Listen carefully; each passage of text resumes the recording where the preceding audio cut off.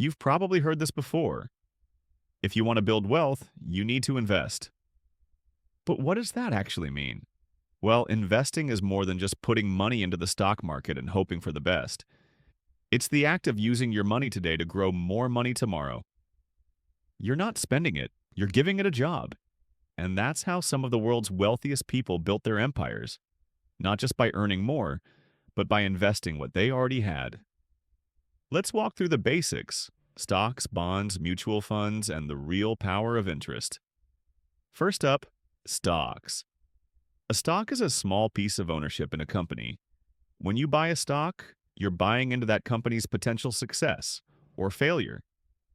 That means your investment can go up or down, depending on how that company performs. Yes, stocks are risky, but that risk comes with the chance for high rewards. You can make money from stocks in two ways: dividends, profit payouts given to shareholders, usually 4 times a year; capital gains, selling a stock for more than you paid for it. Buy low, sell high, that's a capital gain. Sell for less, that's a loss. And thanks to stock exchanges and today's investing apps, anyone can get involved in the stock market from their phone on their lunch break. Now let's shift gears to something a bit more stable: bonds. Think of bonds as a loan, but you're the one lending the money. When a company or government needs cash, they can issue a bond. You buy that bond, and they promise to pay you back later, with interest. So, what makes up a bond? The coupon rate, how much interest you'll earn; the maturity date, when your money gets paid back; the par value, the total you're owed at the end. Bonds are considered safer than stocks, but the trade-off is often lower returns.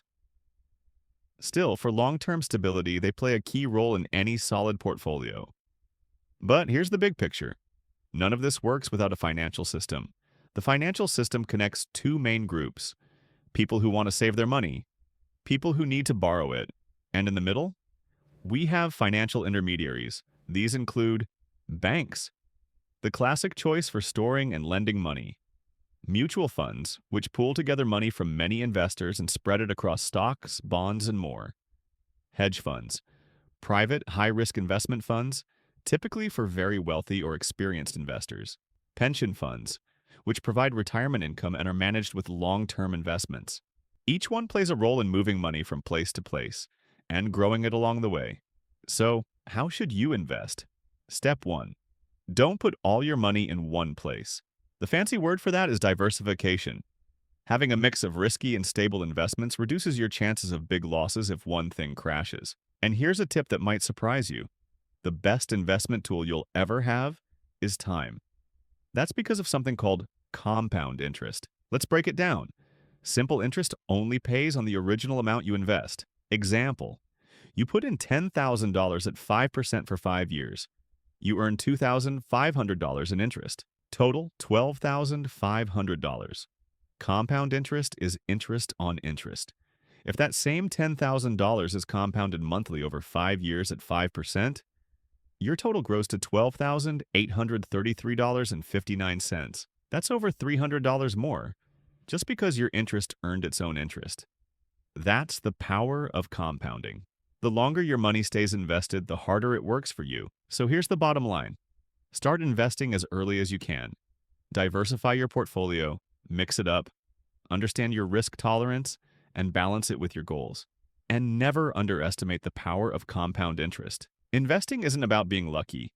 It's about being smart, strategic, and consistent. Until then, let your money make money. So, what do you think? Leave your thoughts in the comments below. And please don't forget to share, like, and subscribe.